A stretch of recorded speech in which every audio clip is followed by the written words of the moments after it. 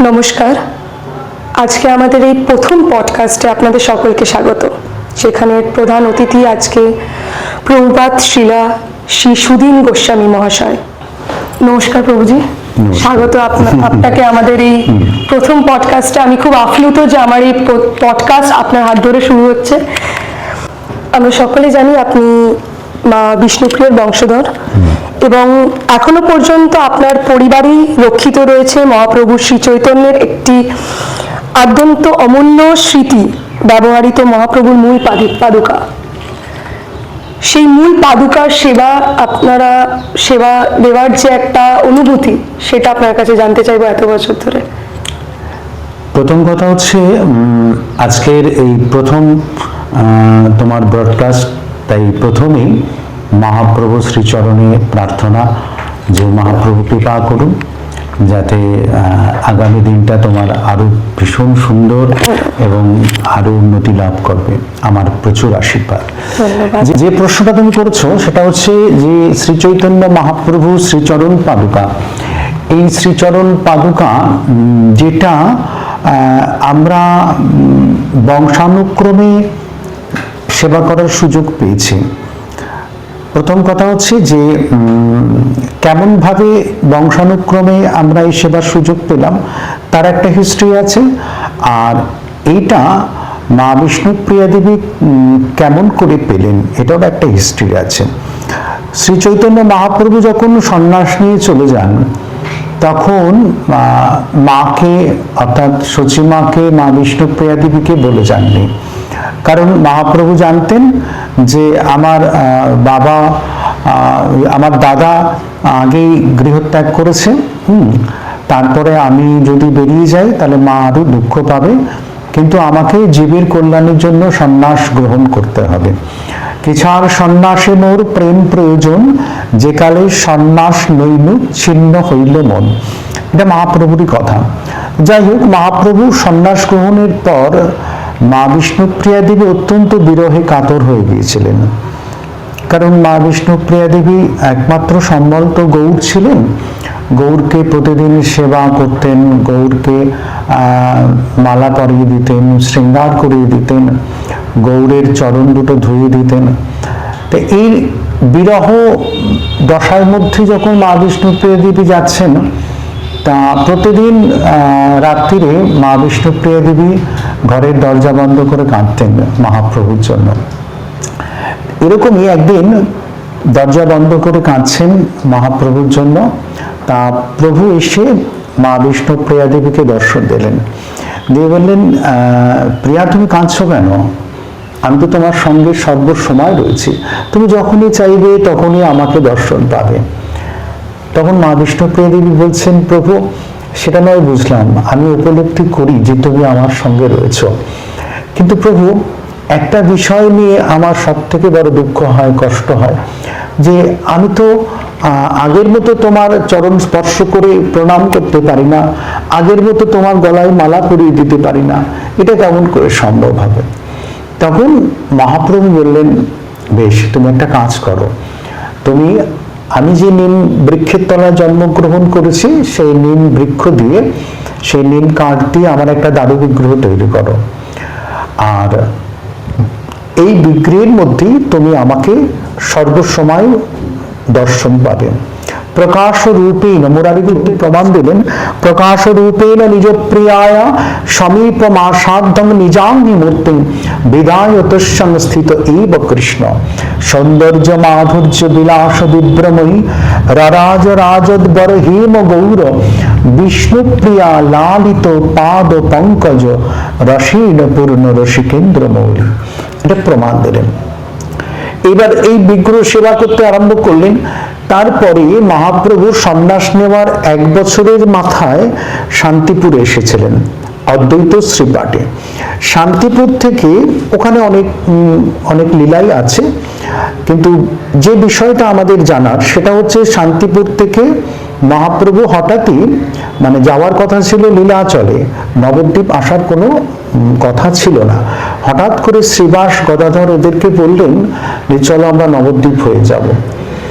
এই নবদ্বীপে যখন এলেন, নবদ্বীপে আসার পর কীর্তন নিয়ে তার আঙিনার মধ্যে প্রবেশ করলেন। মা বিষ্ণু প্রিয়া দেবী ঘরের দরজা বন্ধ করে প্রতিদিন জপ করতেন, নাম করতেন, আর ওই চালের দানা রাখতেন। তো মহাপ্রভু জানেন যে প্রিয়াজি ঘরের দরজা বন্ধ করে জপ করছে, কিন্তু আমার এই কীর্তন যখনই আঙিনায় প্রবেশ করবে তখনই প্রিয়াজি দরজা খুলে বেরিয়ে আসবে। কিন্তু সন্ন্যাসীর তো স্ত্রী মুখ দেখা নিষিদ্ধ। তাই মহাপ্রভু কি করলেন, আঙিনার মধ্যে যেই কীর্তন নিয়ে প্রবেশ করলেন, আর ঠিক মা বিষ্ণু প্রিয়া দেবী তিনি বুঝতে পারলেন যে আমার প্রভু এসেছেন, দরজা খুলে বেরিয়ে আসলেন। মহাপ্রভু আকাশের দিকে মুখ করলেন, যেহেতু স্ত্রী মুখ দেখা নিষিদ্ধ।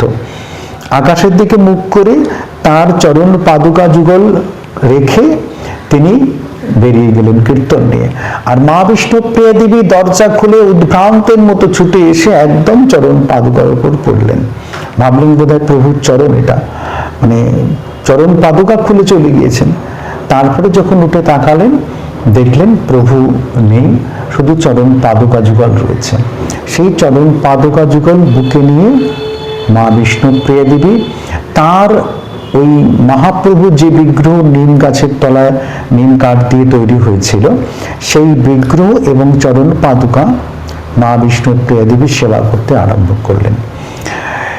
এরপরে মা বিষ্ণু প্রিয়া দেবী 80 বছর বয়স পর্যন্ত প্রকট ছিলেন। তারপরে একদম শেষের দিকে মা বিষ্ণু প্রিয়া দেবী নিজে উপলব্ধি করলেন যে আমি যে বিগ্রহ এবং চরণ পাদুকার সেবা প্রতিষ্ঠা করলাম, তাহলে এই সেবা আগামী দিনে আমার অবর্তমানে কে করবে, কারণ আমার তো কোনো সন্তান নেই। এই চিন্তা করে মা বিষ্ণু প্রিয়া দেবী তার ভাই যাদবাচার্যকে তিনি বিবাহ করবার জন্য আদেশ দিলেন। যাদবাচার্য বিবাহ করলেন। যাদবাচার্যের পুত্র হলেন মাধবাচার্য। এই মাধবাচার্যকে মা বিষ্ণু প্রিয়া দেবী পুষ্যপুত্র নিলেন, তাকে দীক্ষা প্রদান করলেন। এই মাধবাচার্যের হাতে মা বিষ্ণু প্রিয়া দেবী ওই মহাপ্রভুর বিগ্রহ এবং চরণ পাদুকার সেবা পুজো অর্পণ করে দিলেন। এরপরে মা বিষ্ণু প্রিয়া দেবী এই বিগ্রহের সঙ্গে বিলীন হয়ে যান দোল পূর্ণিমার একটি রাত্রে। এই মাধবাচার্য যখন শুরু করলেন, এই মাধবাচার্য থেকে পরম্পরা আমাদের, তার পুত্র হলেন ষষ্ঠীদাস, তার দুই পুত্র রামদেব, মহাদেব, এইভাবে পরম্পরা এসে আমাকে নিয়ে 14তম পুরুষ বিষ্ণুপ্রিয়া দেবী থেকে আমরা এই পরম্পরা হিসেবে মহাপ্রভুর এই বিগ্রহ এবং চরণ পাদুকার সেবা করে আসছি। এটা অবশ্যই একটা অত্যন্ত গৌরবের। দেখো, আমি মনে করি যে হয়তো পূর্বজন্মের স্বীকৃতি বা বহু জন্মের পুণ্যের ফলে আজ আমরা এই মন্দিরের বিগ্রহের চরণ পাদুকার সেবা করার সুযোগ পেয়েছি। এটা অত্যন্তই গর্বের বিষয়। তা সেই জায়গা থেকে আমরা অনুভব করি যে সাক্ষাৎ ঠিক করি,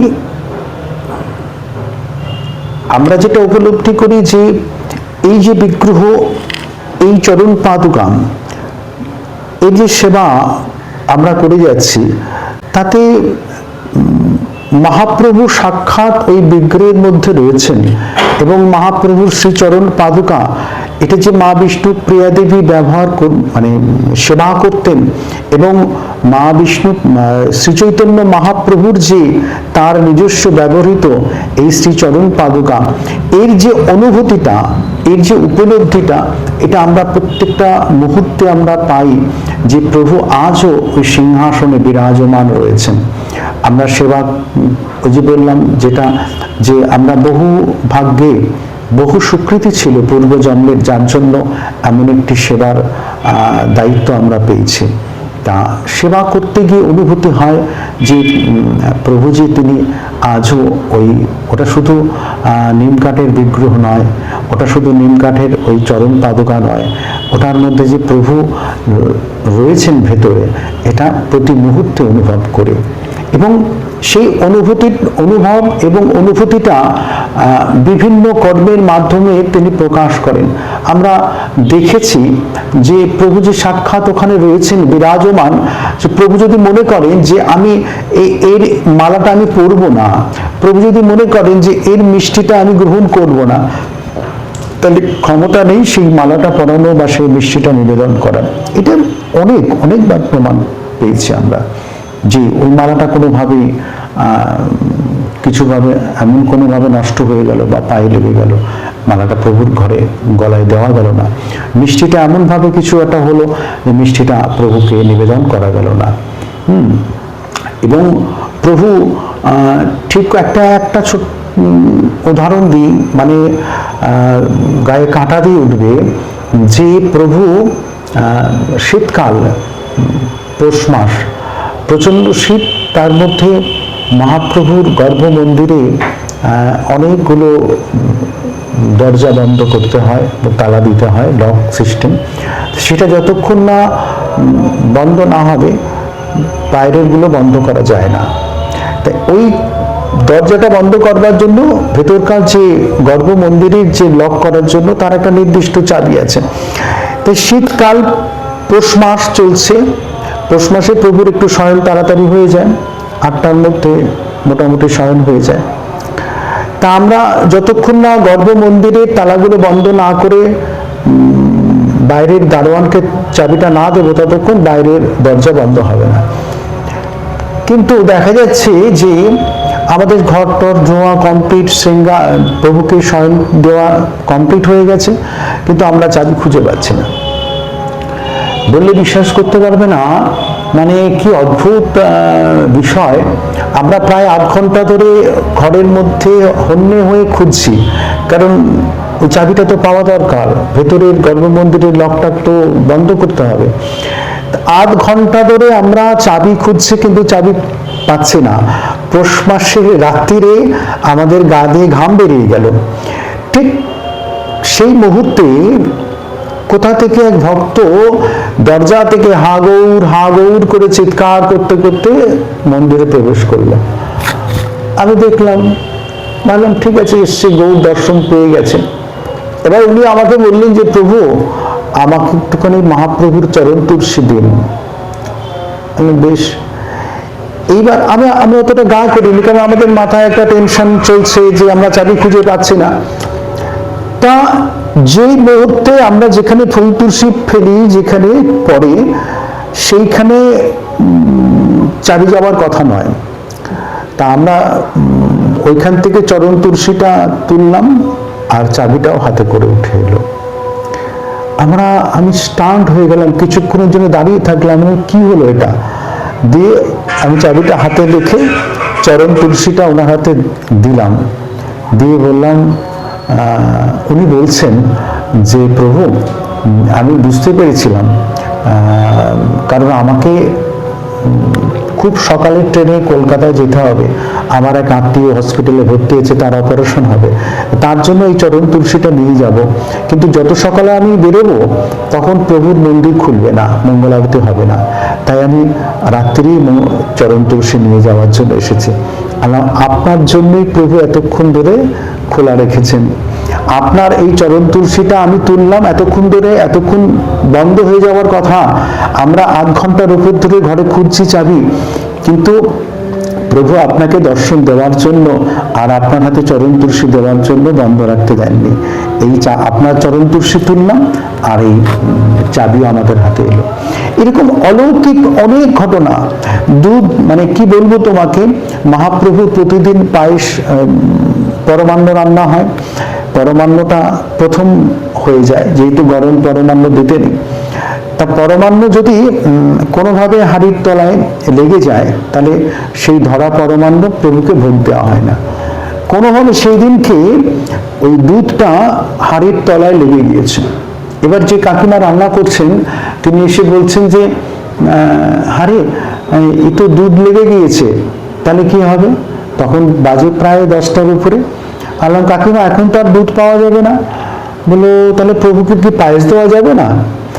এইটা জাস্ট রান্নাঘরের সামনে বসে আলোচনা হচ্ছে, সঙ্গে সঙ্গে একটা লোক মানে ওই হাঁটুর উপর ধুতি পরা, মানে দেখেই বোঝা যাচ্ছে যে ঘোষ আর কি।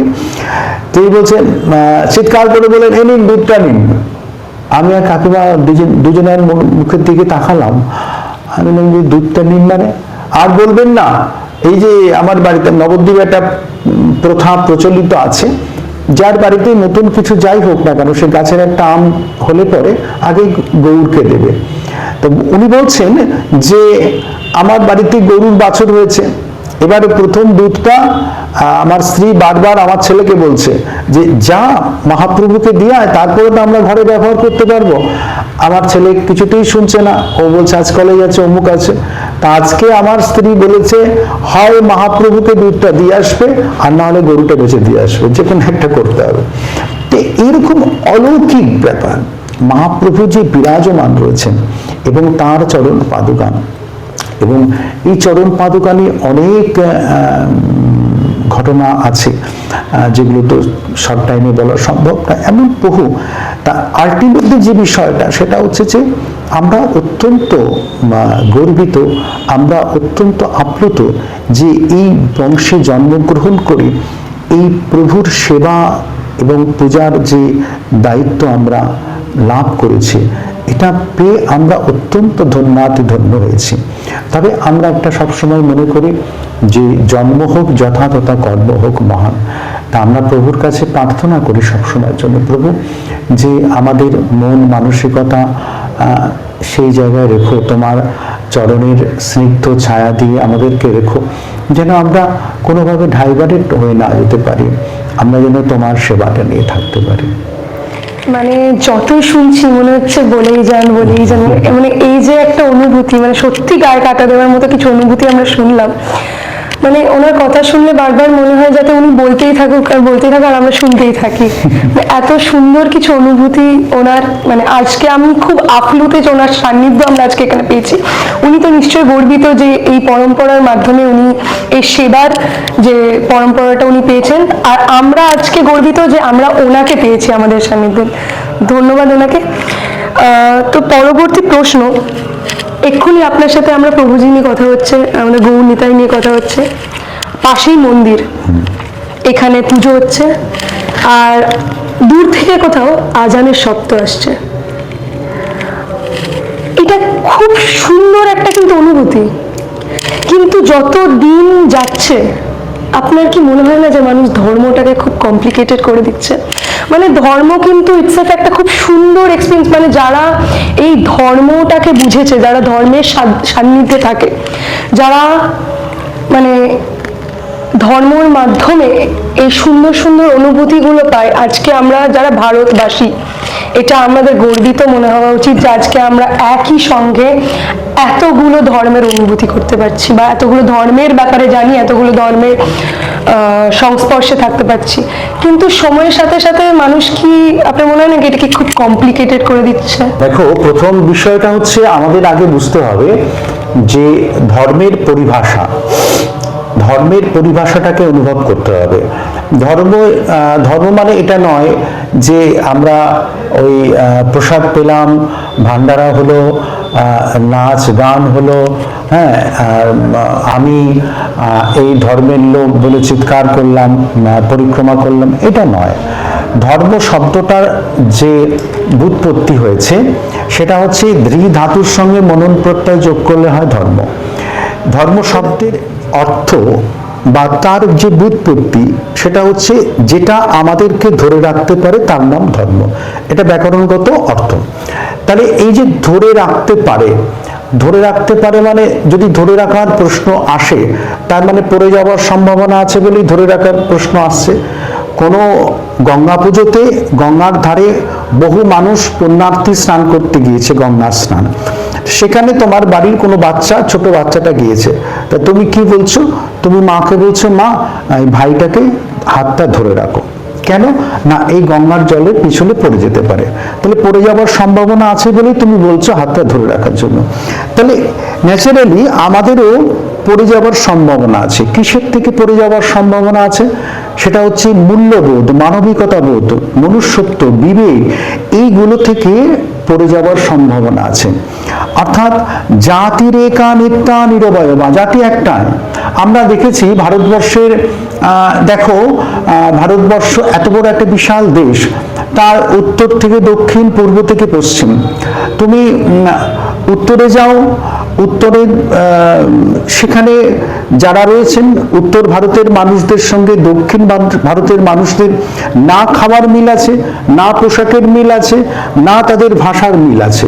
আবার পূর্ব থেকে পশ্চিমে যাও, ভাষার মিল নেই, খাবার মিল নেই, পোশাকের মিল নেই। তাহলে এত কিছুর মধ্যেও কিন্তু আমরা ছোটবেলায় ইতিহাসে পড়েছি ইউনিটি অ্যান্ড ডাইভার্সিটি, তার মধ্যেও কিন্তু একটা ঐক্য। এই বিষয়টা, এই ঐক্যটা কি করে এলো? এই ঐক্যটা একমাত্র এলো সেটা হচ্ছে বেদান্ত দর্শন থেকে। বেদান্তের পরিভাষা, এত কিছুর মধ্যে একটা ঐক্য। আজকে আমাদের ভারতবর্ষের অনেক ধর্মের মানুষের বাস, অনেক ধর্মের, অনেক জাতি, অনেক বর্ণের মানুষের বাস করছেন, কিন্তু তার মধ্যে একটা ঐক্য। তো এই যে ঐক্যর বিষয়টা আজকে যে ধর্মটাকে কমপ্লিকেটেড করে দিচ্ছে, তার মানে এটা কিন্তু একটা ভয়ঙ্কর একটা পরিণতির দিকে এগিয়ে যাচ্ছে। কারণ আমার মনে হয়, কারণ ধর্ম মানুষের অত্যন্ত একটা সফট কর্নার। আমি সেটা কোনো স্পেসিফিকলি এই ধর্ম তা না, প্রত্যেকটি ধর্মই কিন্তু তার কাছে যে ধর্মের মানুষ হোক না কেন, যে ধর্মকে বিলংস করছে, সেই ধর্মটা তার কাছে অত্যন্ত একটা পুণ্য এবং পবিত্রের বিষয়, তার কাছে অত্যন্ত একটা সেন্টিমেন্ট বিষয়। আজকে আমার রাধা গোবিন্দ, আমার উপাস্য গৌর নিতাই, তিনি আমার আরাধ্য, তিনি আমার উপাস্য, এই যে বিষয়টা, এই জায়গাটাতে যদি কেউ কোনো রকম ভাবে দাগ লাগানোর চেষ্টা করে, সেখানে কিন্তু আমি আমার মনের দিক দিয়ে একটা বিশাল একটা আঘাত চলে আসবে।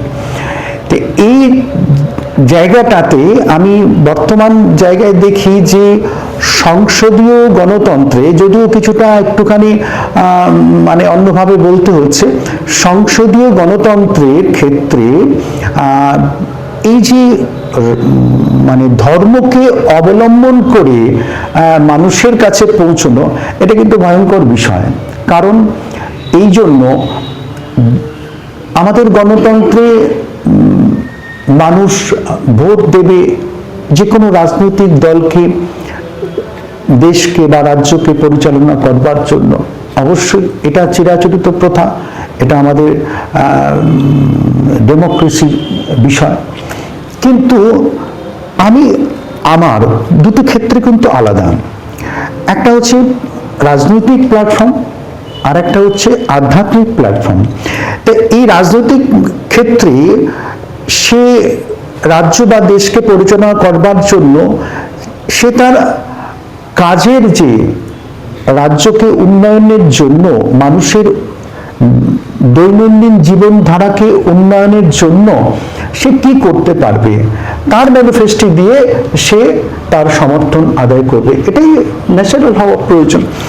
কিন্তু তার সঙ্গে যদি আধ্যাত্মিক বিষয়টা যুক্ত করে দেওয়া হয়, সেটাতে কি হয়, মানুষ হয়তো, আমি ভাবলাম একটা জিনিস সবসময় জেনে রাখা উচিত, সেটা হচ্ছে যে আমি ততক্ষণ একটা মানুষের কাছে গ্রহণযোগ্য হব। আজকে আমি তোমার কাছে গ্রহণযোগ্য বা তোমার শ্রদ্ধার পাত্র থাকবো যতক্ষণ আমার মধ্যে বিবেক, মনুষ্যত্ব ব্যাপারটা রয়েছে। যখনই বুঝবে যে এই লোকটা আমার একটা সফট কর্নারকে মাধ্যম করে আমার যে চিন্তাধারা, সেটাকে পরিবর্তন করে দেওয়ার চেষ্টা করছে বা জোর করে আমার একটা সমর্থন নেওয়ার চেষ্টা করছে, যখন জানতে পারবে, তখন কিন্তু একটা ভয়ঙ্কর তার প্রতি একটা বিদ্বেষ চলে আসবে। কিন্তু সেটা তো ঠিক আছে, কিন্তু আলটিমেটলি যেটা রেজাল্টটা আসবে, সেক্ষেত্রে কি হবে, যে ধর্মের বিভেদ সৃষ্টি হবে। কারণ এখানে অন্য ধর্মের মানুষ আছে, আমি এক্স একটা ধর্মকে বিলংস করি, তুমি একটা ওয়াই ধর্মকে, ও আর একটা ধর্মকে বিলংস করে, কিন্তু সবার মধ্যে একটা ইউনিটি আছে।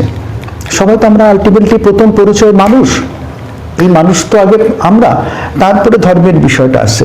তাহলে এই মানবিকতা বোধ থেকে সেই জায়গাটা কিন্তু ডিভিশন চলে আসবে, এটা একটা ভয়ঙ্কর পরিস্থিতি। কারণ শাশ্বত সনাতন, এই যে আমি শুনি অনেক সময় বেশিরভাগই শুনি সনাতনী, সনাতনী শব্দটা সেটা কি? ভালো কাজ। সনাতনী শব্দের অর্থটা কি? তাহলে গীতার যে সারার্থটা, গীতার যে ভগবান শ্রীকৃষ্ণ গীতার মধ্যে অর্জুনকে যে বাণীগুলো দিলেন 18টা অধ্যায়ে, সেই কুরুক্ষেত্রের মাটিতে দাঁড়িয়ে চিৎকার করে বলছেন কৃষ্ণ, সেই যে বাণীগুলো দিয়েছেন সেখানে তার যে সারমর্মটা, তার সারমর্মটা তো আমি মানুষের কাছে বোঝাতে পারলাম না, আমি মানুষের কাছে উল্টো বার্তা দিয়ে দিলাম। একটা মানে কোনো একটা রাজনৈতিক দলকে ছোট করবার জন্য, আমার নিজের ক্ষুদ্র স্বার্থকে চরিতার্থ করবার জন্য আমি একটা ধর্মের সঙ্গে আর একটা ধর্মের একটা ডিভিশন করে দিচ্ছি। তো সেটা আগুন আঁচলে লাগতে লাগতে নিভিয়ে দেওয়াটা প্রয়োজন। তা আগুন যদি আঁচলে লাগে, আমি যদি দেখতে থাকি, তাহলে তো পুরো কাপড়টাই তো জ্বলে যাবে। তো এই বিষয়টা কিন্তু বিশেষ করে এখন বর্তমান একটা ট্রেন্ড যেটা এসেছে, এটা অত্যন্ত মানে ক্ষতিকর, বিশেষ করে নেক্সট জেনারেশনের কাছে। তারা কি আদর্শ নেবে? কারণ সব থেকে বড় কথা হচ্ছে যে কোনো ধর্ম হিংসা শেখায় না, কোনো ধর্ম কাউকে মারতে শেখায় না, কোনো ধর্ম কাউকে ছোট করতে শেখায় না। শ্রী চৈতন্য মহাপ্রভুর প্রেম ধর্ম, শ্রী চৈতন্য মহাপ্রভু আজ থেকে 550 বছর আগে মহাপ্রভু যেমন ভাবে জগতের সমস্ত মানুষকে এক করে দিলেন, ব্রাহ্মণে চণ্ডালে করে কোলাকুলি কবে বা ছিল এর অঙ্গ। ব্রাহ্মণ চণ্ডাল, উঁচু নিচু, ধনী দরিদ্র, কোনো ভেদ করলেন না। মহাপ্রভু তার প্রেম ধর্ম সমস্ত অনাচার অস্পৃশ্যতার বেড়াজালকে একদম ধুয়ে মুছে সাফ করে দিল। মহাপ্রভু এই ধর্মের অধিকার, যেটা বেড়াজাল ছিল, ধর্ম যে সকলের অধিকার, শুধুমাত্র এই যারা আপার কাস্টে তাদেরই ধর্মের অধিকার আছে, লোয়ার কাস্টের নেই, এটা নয়। মহাপ্রভুর প্রেম ধর্মকে সবার অধিকার রূপে প্রতিষ্ঠা করে দিল। এটা শুদ্ধ মাত্র। মহাপ্রভু কটা অস্ত্র নিয়ে বেরিয়েছেন? মহাপ্রভু তো অস্ত্র নিয়ে বেরোননি। মহাপ্রভুর শুধুমাত্র প্রেম ধর্ম। আমরা দেখেছি ভারতবর্ষের, আমরা যদি ইতিহাস ঘাঁটি, সেখানে কত বড় বড় রাজা তারা রাজ্য শাসন করেছেন, তাদের তো কত অস্ত্র ছিল, কত সৈন্য ছিল, তাদের রক্তচক্ষু, তারা তো সবাইকে এক জায়গায় করতে পারেনি। কিন্তু মহাপ্রভু শুধুমাত্র নাম প্রেমের মালাগাতি পড়াইলা সংসারে, নাম আর প্রেম দিয়ে মহাপ্রভু সকলকে এক জায়গায় করে দিল। তবে সেই শাশ্বত সনাতন আমরা মহাপ্রভুর ভাবাদর্শে রয়েছি। তো সেক্ষেত্রে আমাদের এই বর্তমান যে বিষয়টা হচ্ছে, দেখো বলতে গেলে হয়তো অনেক রকম হয়তো কমেন্ট চলে আসে, হ্যাঁ, এমন অনেক প্রশ্ন এসেছে যে পুরীর মন্দিরে বিশেষ একটা সম্প্রদায়কে কেন দর্শন করতে দেওয়া হয় না। এগুলো ভ্রান্ত কথা। এই বিষয়টা হচ্ছে তাহলে প্রভু জগন্নাথ দেব তিনি ওই প্রতি বছর 7 দিনের জন্য ওই রথে বাইরে বেরিয়ে এলেন কেন সিংহাসন থেকে? ওটা তো তার কর্মক্ষেত্র। পুরীর যে জগন্নাথ মন্দির, ওটা তো তার কর্মক্ষেত্র থেকে তিনি জন্মক্ষেত্রে যাচ্ছেন, অর্থাৎ গুন্ডিচা মন্দিরে। তাহলে এই যে রথের মধ্যে জগন্নাথ দেব, শাস্ত্র বলছেন রথেশ বামনম দৃষ্টা পুনর্জন্ম না বিদ্যতে। একবার প্রভু জগন্নাথ দেবকে রথে যদি কেউ দর্শন করে ফেলে, তাহলে তার পুনর্জন্ম হয় না। তাহলে রথে প্রভু এলেন কেন? প্রভু তো অন্তর্যামী, তিনি করুণাময়, তিনি কৃপাময়। তিনি উপলব্ধি করলেন যে সারা বছর তো আমি আমার কর্মক্ষেত্রে বসে দর্শন দিচ্ছি, যদি কেউ আমার দর্শন না বঞ্চিত হয়ে থাকে, তাহলে আমি এই সময় বেরিয়ে সকলকে দর্শন দেব। প্রভু তিনি সকলের, তিনি সকলকেই দর্শন দেন, সকলকেই কৃপা করেন। আমরা কিছু কিছু স্বার্থান্বেষী মানুষ এই জায়গাটা থেকে ধর্মকে একটা প্ল্যাটফর্ম করে, ধর্মকে ব্যবহার করে, ধর্ম ভীরু মানুষকে, ধর্মপ্রাণ মানুষকে ব্যবহার করে তাদের মধ্যে দিয়ে একটা বিভেদের সৃষ্টি করার চেষ্টা করে। এটা অত্যন্ত ঘৃণ্যকর। কারণ ওই যে বললাম, আঁচলে আগুন লাগলে পরে যদি না নিভিয়ে দেওয়া হয়, কারণ একদিন জানতে হবে যে মানুষটা এই কর্মটা করছে, কারণ কর্মফল কাউকে বাদ দেয় না, কর্মফল তাকে ভোগ করতে হয়। তা আমি আজকে যে দৃষ্টান্ত দেখেই যাচ্ছি, আমি নিজেও বুঝতে পারছি না পরবর্তী প্রজন্মের ক্ষেত্রে, মনে করছি আদার্স যারা আছে তারা তো আমার কেউ নয়, কিন্তু নিজের পরিবারের সন্তানগুলোও কিন্তু সেই পথে চলে যাচ্ছে এবং সেখানে একটা কিন্তু অবক্ষয় সৃষ্টি হয়ে যাচ্ছে। তাই আমার এটাই মনে হয় যে ধর্মের জায়গায় রয়েছে, সেটা একটা অন্তরের অনুভূতি, সেটা মানুষের অত্যন্ত গোপন বিষয়, আধ্যাত্মিক চেতনা। কারণ আধ্যাত্মিক চেতনা না হলে পরে তার মানসিক অন্তঃকরণটা শুদ্ধ হতে পারে না। তো এই জায়গায় আমার মনে হয় এই জায়গাটা নিয়ে এইভাবে দৃষ্টিকোণ দিয়ে দেখাটা উচিত না। আমি বাকরুদ্ধ, মানে আমি কি বলবো আমি জানি না। সত্যি মানে এইগুলো যেদিন মানুষ বুঝবে, মানুষ সত্যি অনুভব করবে অন্তর থেকে, হয়তো অনেক লড়াই, অনেক ঝামেলা হয়তো সেখানেই থেমে যাবে। মানুষের মধ্যে যেটা একটা চিন্তাধারার বীজ উন্মোচন করা হয়েছে, একটা অন্য জগতের চিন্তাধারা, যেটা হয়তো ধর্মের সাথে কোনোভাবেই লিঙ্কড নয়, কিন্তু যেখানে ধর্মকে হিংস্র, ধর্ম মানে লড়াই, ধর্ম মানে মানুষের প্রতি ঘৃণা, এইটার যেটা সৃষ্টি করেছে, এই কথাগুলো যদি তারা একবার অন্তর থেকে চিন্তা করে বোঝেন, হয়তো সেগুলো কোথাও না কোথাও তাদের মধ্যে থেকে সরে যাবে। আমরা জানি গৌণিতাই মানেই প্রেম ভক্তির একটা আবেশ। তো এই যুব সমাজকে কি বার্তা দিতে চান?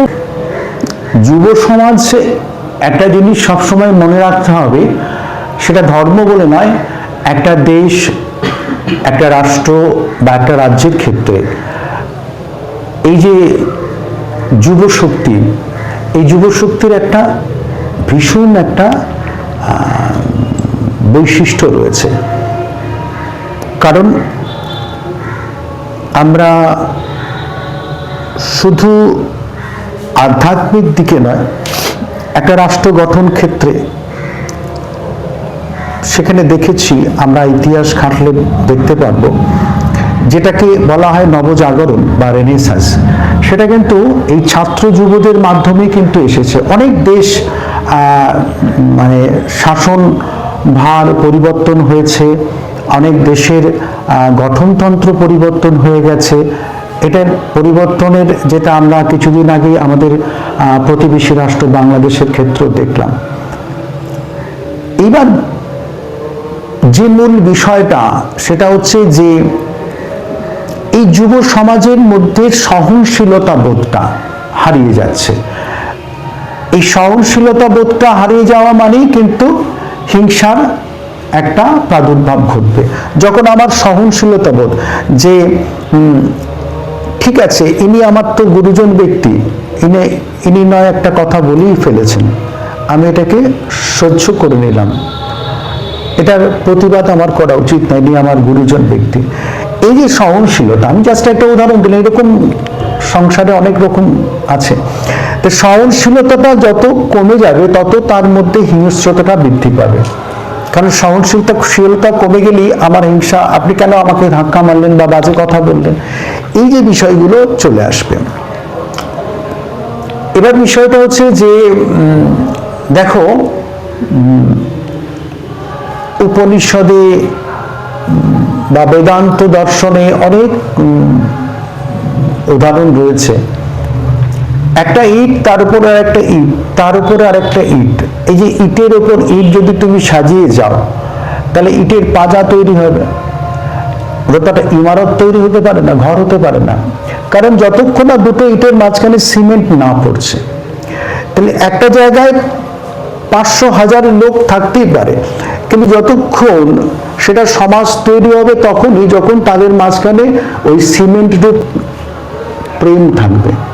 যতক্ষণ না প্রেম না থাকবে, ভালোবাসা না থাকবে, আত্মিক টান না থাকবে, ততক্ষণ সমাজ তৈরি হবে না। এই প্রেমের পরিভাষাটা, অর্থাৎ যেটা এর জন্য কিছুটা শুধু সমাজ দায়ী নয়, এর জন্য অনেকাংশে দায়ী আছে তাদের পিতামাতা। একটা ছেলেকে আমি সেই ছেলেটার মধ্যে হিংসার বীজটা প্রথমেই বুনে দিলাম, সেই ছেলেটাকে প্রথমেই শিখিয়ে দেওয়া হচ্ছে যে এটা তোমার, এটা ওর, এটা তোমার নয়, ও তোমার আপন নয়, এটা হচ্ছে তোমার আপন। এই যে এটা আমার নয়, এটা ওর, ওটা তোমার নয়, ওটা আরেকজনের, ও তোমার কাছের মানুষ নয়, এই যে আমি আমার তোমার, এই যে বিভেদটা প্রথম থেকেই শিখিয়ে দেওয়া হচ্ছে। একটা ছেলে প্রতিদিন স্কুলে যাচ্ছে, স্কুল থেকে বাচ্চা ছেলে, সেই বাচ্চা ছেলেটা প্রতিদিন স্কুল থেকে আসছে আর প্রতিদিন একটা করে কলম ওর বন্ধুর নিয়ে চলে আসছে। নিয়ে আসা মানে তো চুরি করে না আসা হলো। এবার সেটা দেখে যদি তার মা হাসে, আনন্দ পায়, তার মানে সেই ছেলেটাকে কিন্তু একদম একটা বাজে জায়গায় ঠেলে দিল। কারণ তার মাকে কিন্তু প্রথমেই প্রতিবাদ করা উচিত, বাবা তুমি কখনো কলম চুরি করে নিয়ে এসো না, এটা চুরি করা হচ্ছে। তুমি যে তোমার বন্ধু বান্ধবের কলমটা নিয়ে আসছো, এটাকে বলা হয় চুরি। এই চুরি করাটা ঠিক নয়, এটা সমাজের চোখে ঘৃণ্য কাজ। এইটা যতক্ষণ না তার মা না বোঝাবে, আর যদি না বুঝিয়ে তার মা যদি আনন্দ উপভোগ করে, তাহলে কি হবে? মানছি খুব বড় স্কুলে সে পড়ছে, সে বড় বিদ্বান হলো, খুব বড় অফিসে কাজ করলো, চাকরি পেল। তো এই যে ছোটবেলায় কলম চুরি করে নিয়ে এসছে, বড়বেলায় তার লোকের কলম চুরি করবে না, ওই কলম দিয়ে চুরি করা শুরু করবে। তাহলে কি কি তার বিবেকটা তৈরি হলো। তো এটা বাড়ির যারা গার্জেন, মা বাবাকে, তাদেরকেও কিন্তু এটা দেখার প্রয়োজন আছে। কারণ বিশেষ করে মায়ের উপর নির্ভর করে একটা সন্তানের তার অভিব্যক্তিটা, সেই জন্য তার গাইডনেসটা অত্যন্ত জরুরি। আর বর্তমানে আমার মনে হয়, দেখো যুবশক্তি, কারণ যুবশক্তিটা হচ্ছে একটা জাতির মেরুদণ্ড, একটা রাষ্ট্রের মেরুদণ্ড। সেই যুবশক্তি যদি অবক্ষয় চলে যায়, কারণ এই অবক্ষয়টা চলে যাবে কিসের জন্য? দেখো শুধু ধর্মের কথাটা বলে নয়, আজকে যুবশক্তি, একটা ছেলে বা মেয়ে, সে যখন পড়াশুনো করে স্ট্রাগল করে সে একটা জায়গায় এলো, তার তো কর্মসংস্থান দরকার।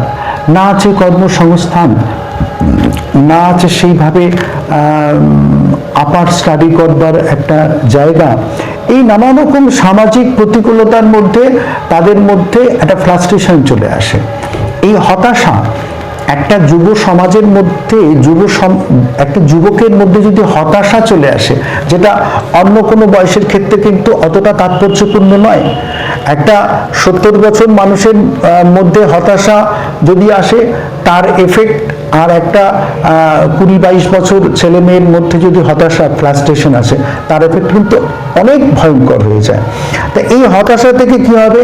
হয় সে নেশাগ্রস্ত হয়ে যাচ্ছে, আর এই নেশাগ্রস্ত যেই পথে যাচ্ছে, তার মানে কিন্তু আলটিমেটলি একটা জাতির, একটা সমাজের অবক্ষয় শুরু হয়ে যাচ্ছে। তা আমার মনে হয় যে দেখো, একটা জিনিস খুব ভালোভাবে অনুধাবন করতে হবে, সেটা হচ্ছে, এটা আমরা আধ্যাত্মিক জায়গা থেকে অনুভব করি, সেটা হচ্ছে আলটিমেটলি কিন্তু এই সংসারে, এই জগতে, হয়তো বলতে গেলে মনে হবে যে প্রভু এটা কি বলছেন, না, এটা কিন্তু একদম ফ্যাক্ট। এই জগতে কিন্তু আপন বলে কেউ নেই, এটা কিন্তু ফ্যাক্ট মানতে হবে। সে যেই হোক না কেন, যেই বলুক না কেন যে আমি তোমার আপন, এটা আলটিমেটলি নয়, এটা ভ্রান্ত কথা। যদি কেউ বলে যে আমি তোমার উপকারের জন্য তোমার পাশে এসে দাঁড়িয়েছি, জানতে হবে এটা অত্যন্ত মিথ্যা কথা সে বলে ফেললো। সে তার কোনো উপকারের জন্য সে আমার পাশে এসছে। কারণ যদি কেউ আমার উপকার করতে পারে, কেউ যদি আমার আপন হতে পারে, সেটা হচ্ছে আমার রাধা গোবিন্দ গৌর নিতাই, আমার আরাধ্য। তাদের চরণ থেকে কিন্তু আমার কিছু বঞ্চিত হওয়ার জায়গা নেই, তার কাছ থেকে কিন্তু আমার ঠকে যাওয়ার সম্ভাবনা নেই। কিন্তু জগতের যে কোনো মানুষের কাছ থেকে ঠকে যাওয়ার সম্ভাবনা আছে। সে যত কাছের মানুষ হোক আর যত আপন লোক হোক না কেন, কারণ এই এই এই সংসারের প্রত্যেকটা সম্বন্ধ দাঁড়িয়ে আছে বিনিময়ের উপর, গিভ অ্যান্ড টেক। তুমি আমাকে দেবে, আমি তোমাকে দেবো, এই দেওয়া নেওয়ার উপর দাঁড়িয়ে আছে সে প্রত্যেকটা সম্পর্ক। আজকে মানে তুমি কিছু মনে করো না, আমি তোমাকে দিয়ে উদাহরণটা দিচ্ছি জাস্ট, সেটা হচ্ছে যে তুমি তোমার বাবাকে কি বললে, বাবা আমাকে সবাই দেখছি দামি নতুন ফোন কিনে ঘুরে বেড়াচ্ছে, আমাকে একটা সব থেকে দামি ফোন কিনে দাও, ঠিক আছে? তা তুমি একটা চাইলে, এবার তোমার বাবা বলল যে ঠিক আছে, আমি কালকেই বাজারে গিয়ে সব থেকে বড় দোকান থেকে তোমার জন্য দামি মোবাইলটা কিনে দেবো। এইবার তোমার বাবা বলছে মামুনি আমাকে একটু জল দে। মামুনি সঙ্গে সঙ্গে দৌড়ে গিয়ে ফ্রিজ থেকে জল নিল, বাবা শুধু জল খাবে না, তার সঙ্গে একটা মিষ্টি দেবো। এটা হলো, এটার নাম হচ্ছে অনুকূলের প্রেম। কিন্তু প্রতিকূল বাবা যদি বলে দেয় না, একদম হবে না, যা ফোন আছে সেই ফোন ব্যবহার করো, আমি কোনো ফোন কিনে দেবো না, তাহলে এটা চলে গেল প্রতিকূল। এবার জল চাইলো, জানি না কোথায় জল আছে, মাকে গিয়ে বলে না, তাহলে অনুকূলে প্রেম আছে। প্রত্যেকটা সম্পর্কের ক্ষেত্রে সংসারে দেওয়া নেওয়ার উপর নির্ভর করবে। যতক্ষণ পর্যন্ত চাওয়া পাওয়ার জায়গাটা আছে, ততক্ষণ যেই এই জায়গাটা মিটে যাবে সঙ্গে সঙ্গে কিন্তু সেটাকে বর্জন করে দেবে। যাই হোক, তা সেই জন্য আধ্যাত্মিক কথাটা মানুষ হতে হবে মানুষের মতো, কারণ এই মনুষ্যত্ব বোধটাকে জাগিয়ে তুলতে হবে। তা এই বর্তমান যুব সমাজ ছাড়া কর্মক্ষমতাটা কিন্তু থাকে না। একটা যুব সমাজকে দিয়ে সমাজ গঠন হয়, একটা রাষ্ট্র গঠন হয়, আগামী দিনের ভবিষ্যৎ, আগামী দিনের রূপরেখা তৈরি হবে। সেই রূপরেখাকে প্রতিফলিত করার জন্য, তাকে একটা এস্টাবলিশমেন্ট করার জন্য সেই যুব সমাজের প্রয়োজন আছে। কিন্তু সেই যুব সমাজকে যদি ফ্রাস্ট্রেশনের দিকে ঠেলে দেওয়া হয়, কারণ এগুলো তো অ্যাকচুয়ালি ফ্রাস্ট্রেশন, তাদেরকে ধর্মের, তারা তো এখন সবে যুবক, তারা দেশের জন্য কাজ করবে, তারা রাষ্ট্রের জন্য কাজ করবে, তারা মানুষের জন্য কাজ করবে, তারা মানুষের পাশে দাঁড়াবে, তারা তাদের নিজের ভবিষ্যৎটাকে তৈরি করার চেষ্টা করবে। কারণ নিজের ভবিষ্যৎ, নিজের স্ট্যান্ড পয়েন্ট যদি সে না দাঁড়াতে পারে, সে তো আরেকটা মানুষের উপকার করতে পারবে না। তো তাদের যখন সেই জায়গাটা চলছে, সেই সময় সেখানে তাদের ধর্মের বিষয়টা কেন আসছে? তাদের তো ধর্মের বিষয়টা নিয়ে তো নাড়াচড়া করার বিষয় নয়, তাদের তো এখন মাথায় প্রবেশ করানোর বিষয় নয় যে এই ধর্মের এই ব্যাপার, এটা আমাদের হিন্দু ধর্ম, এটা অমুক ধর্ম, এই ধর্মকেই, এটা তো তার বিষয় নয়। তারা আধ্যাত্মিক, তারা অনুভব করবে নিশ্চয়ই, তাদেরকে আধ্যাত্মিক চেতনা দিতে হবে যে নিতাই গৌর রাধা গোবিন্দ আমাদের আরাধ্য তত্ত্ব। অন্তত একবার সময় না পাও, একবার প্রণাম করবে, সব সময় মনে মনে স্মরণ করবে, এটা ঠিক আছে। কিন্তু তাই বলে ধর্মের সেই বেড়াজালের মধ্যে তাদেরকে আটকে রেখে মানে কি, তাকে তো আমি তার কর্মক্ষমতাটাকে বন্ধ করে দিলাম। এটা অত্যন্ত যারা করছে তারা ভাবতেও পারছে না যে, ভাবতে হবে যে আমি যে যুব সমাজকে এই ভয়ঙ্কর একটা অবনতির পথে, ফ্রাস্ট্রেশনের পথে আমরা ঠেলে দিচ্ছি, আগামী দিনে কিন্তু আমার ঘরেও যুবক আছে, সেও কিন্তু এই পথে চলে যাবে। অতএব আমার একটাই বার্তা, দেখো, সেটা হচ্ছে জীবে সম্মান দিবে জানি কৃষ্ণ অধিষ্ঠান। প্রত্যেকটা মানুষের মধ্যে ভগবান রয়েছেন, এই চিন্তা করে প্রত্যেকটা মানুষকে সম্মান দিতে হবে। আর আমরা যেটা মনে করি যে হিংসাই অধর্ম আর অহিংসাই পরম ধর্ম, না, সেক্ষেত্রে কিছুটা এটা আমার মনে হয় যুব সমাজকে জানা উচিত যে হিংসা করা মানেই যে অধর্ম তা নয়। হিংসা আমাদের দেশের যারা বর্ডারে আছে, সীমান্তে রয়েছে, তারা নির্বিচারে দেশমাতৃকাকে রক্ষা করবার জন্য নির্বিচারে গুলি করে মারছে, তো তার মানে এটা মারা মানে তো হিংসা করা। কিন্তু তারা দেশমাতৃকাকে রক্ষা করবার জন্য যে হিংসাটা করছে, এটা হিংসা না, এটা পরম ধর্ম। এই হিংসাটা কিন্তু অধর্ম নয়, এটা ধর্ম। আবার কেউ যদি ওই বৈষ্ণব, আমি সাধু, আমি তিলক মালা করে আমি হিংসা করি না, অথচ রাস্তা দিয়ে যাচ্ছি, হঠাৎ রাস্তা দিয়ে যেতে গিয়ে কোনো গলির মধ্যে কোনো মেয়ে চিৎকার করে বলছে আমাকে বাঁচান, তা নিশ্চয়ই সেই সেই কন্যাটি, সেই নারীর মর্যাদা রক্ষা করবার জন্য আমাকে অবশ্যই যেতে হবে। আমি জানছি যে সেখানে গেলে পরে আমাকে জপের মালাটা গুটিয়ে রেখে ব্যাগে রেখে আমাকে তাদের সঙ্গে মারামারি করতে হবে, কারণ সেই কন্যাটিকে, সেই নারীটিকে রক্ষা করাটাই আমার ধর্ম। সেখানে সেই হিংসাটা কিন্তু অধর্ম নয়, সেটাই ধর্ম। তো এই বার্তাগুলোকে অনুভব করতে হবে। যখনই যুব সমাজের কথা ওঠে, প্রেম ভক্তির কথা ওঠে, আজকের দিনে যে নামটা সবসময় মাথায় আসে সেটা হচ্ছে প্রেমানন্দজি মহারাজ। আর এই কিছুদিন আগেই প্রভুজি ওনার সান্নিধ্য পেয়েছেন, ওনার সাথে বার্তালাপের একটি সুযোগ পেয়েছেন। ওনার কাছে সেই অনুভূতির কথা জানতে চাইবো, যে আমরা সবাই শুনেছি ওনার মধ্যে একটা রাধারানীর উপস্থিতি অনুভব করা যায়। তো এই বিষয়ে ওনার যে অনুভূতি প্রেমানন্দজি মহারাজের সাথে বার্তালাপে, এটা একটু জানতে চাইবো। প্রথমেই বলি যে প্রেমানন্দজি মহারাজ তিনি আগে নিজেকে, এখনো তাই, অত্যন্ত গুটিয়ে রেখে দিয়েছেন।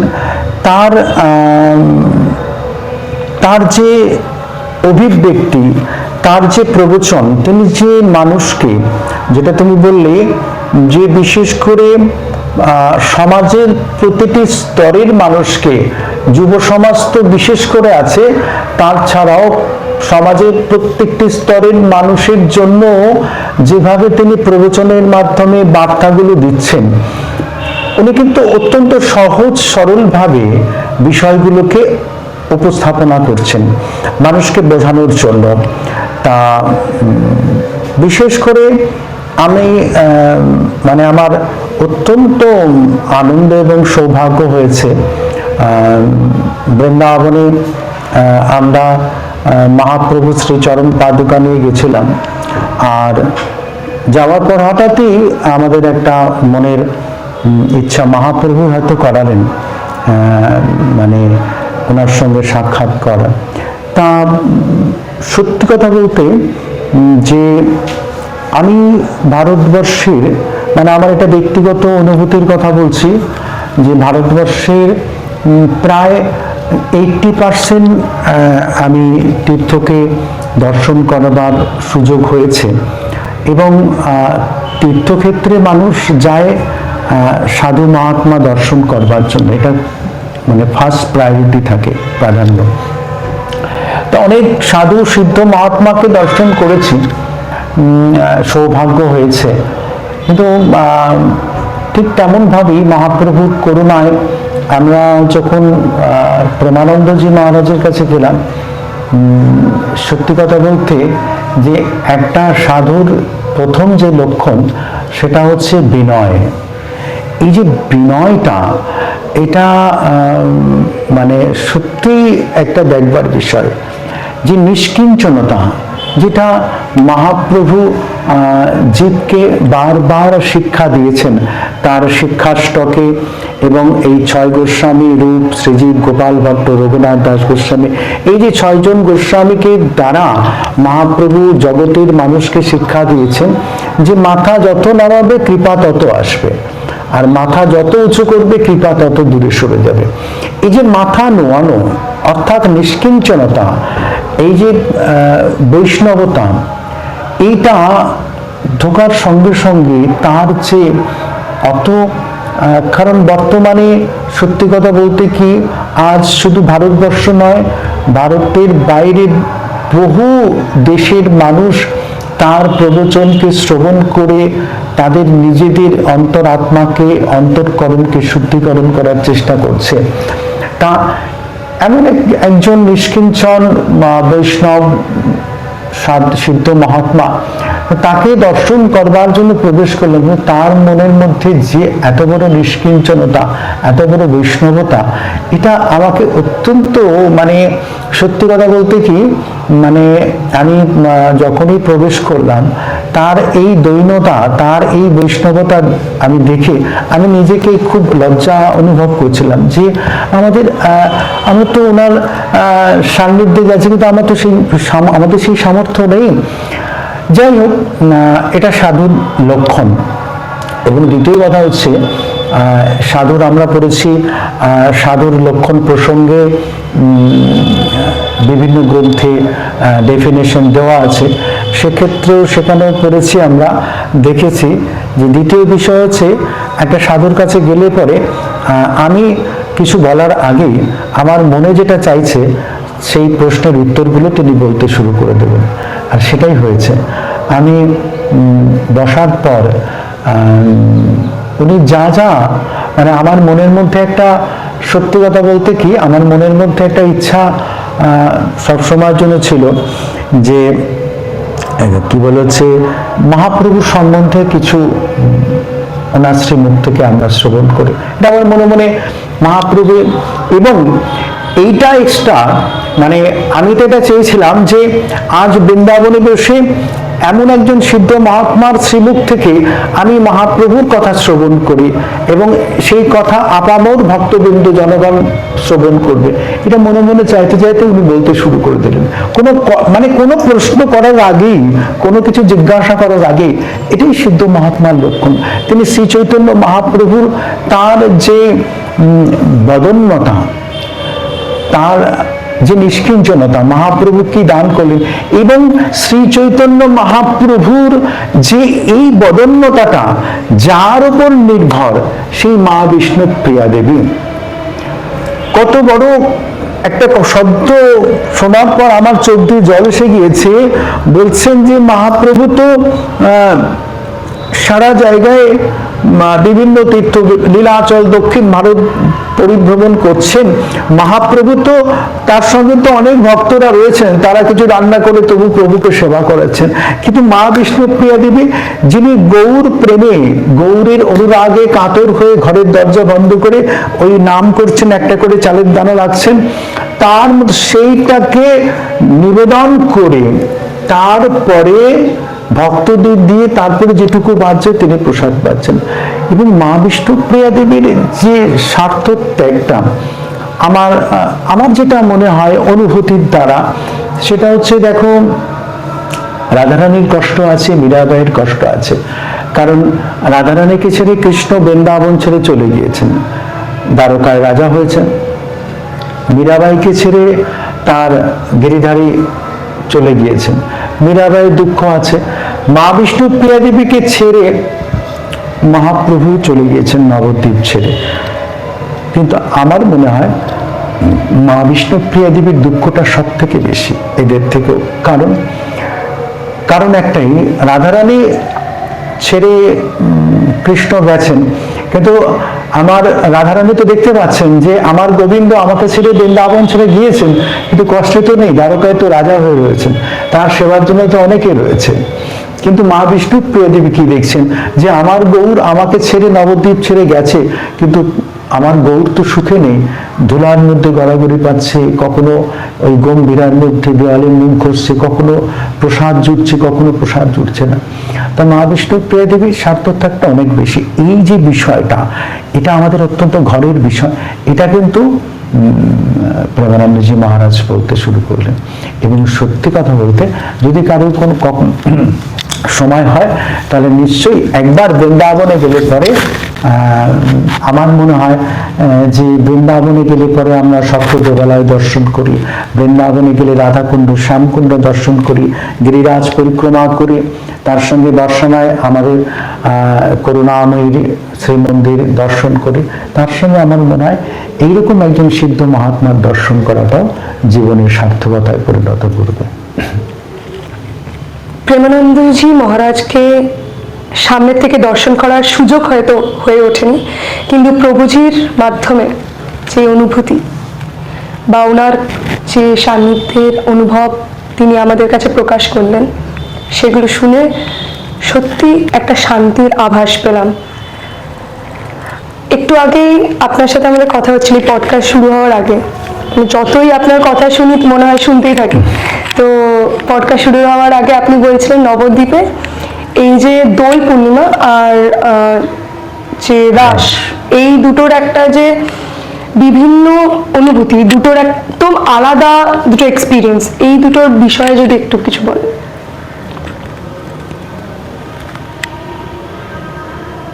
দোল পূর্ণিমা এবং রাস পূর্ণিমা দুটোই কিন্তু ন্যাশনাল অর্থাৎ ভারতবর্ষের একটা জাতীয় উৎসব। আমরা দেখি দোল পূর্ণিমা ভগবান শ্রীকৃষ্ণের হোলি, যেটা বৃন্দাবনে করেছেন, এবং এই হোলি দোল পূর্ণিমাকে কেন্দ্র করে সারা ভারতবর্ষের মানুষ রং খেলে এবং দোলকে অনুভব করে। আর রাস পূর্ণিমাও ঠিক তাই, বৃন্দাবনী অপ্রাকৃত প্রেম বিলাস করলেন, রাধারানীকে নিয়ে রাস পূর্ণিমা করলেন, যেটা ভগবান শ্রীকৃষ্ণ আগেই ব্রজগোপিকাগণকে বলেছিলেন, ভগবান পিতারাত্রি শারদোৎফুল্ল মল্লিকা ভিক্ষরন্ত মনশ্চক্রে যোগ মায়া মুপাশ্রিত। এই দুটি প্রোগ্রামে বৃন্দাবনের ভগবান শ্রীকৃষ্ণের একটি দোল আর একটি রাস, দুটি ব্রজগোপিকাগণকে নিয়ে তিনি লীলা করেছেন। নবদ্বীপের এটার বৈশিষ্ট্য হলো দোল পূর্ণিমার দিন শ্রী চৈতন্য মহাপ্রভুর আবির্ভাব অর্থাৎ জন্মদিন, আর রাস পূর্ণিমা এটার একটা ইতিহাস বলা যায় যে রাস পূর্ণিমার প্রাদুর্ভাবটা কৃষ্ণনগরের রাজা মহারাজা কৃষ্ণচন্দ্র, সেই সময় তো একটা শাক্ত বৈষ্ণবের একটা বিরোধ ছিল, তা বৈষ্ণব ধর্মকে কিছুটা অবদমিত করবার জন্য এইরকম একটা বিরোধ চাপিয়ে দেওয়া হয়েছিল, যেখানে মানে এটা একটা চাপিয়ে দেওয়া। রাস পূর্ণিমা বলতে যেটা আমরা জানি, রাধা কৃষ্ণকে মাঝখানে রেখে সখীরা যারা আছে 8, 16, 32, 64 এই যে পরম্পরা ভাবে তারা একটা রাস চক্র তৈরি করেছিলেন। এই চক্রের মধ্যে রাধা গোবিন্দকে রেখে তারা নৃত্য করেছেন, তার নামকে বলা হয় রাস নৃত্য। কিন্তু নবদ্বীপের প্রেক্ষাপটে দেখি সম্পূর্ণ উল্টো।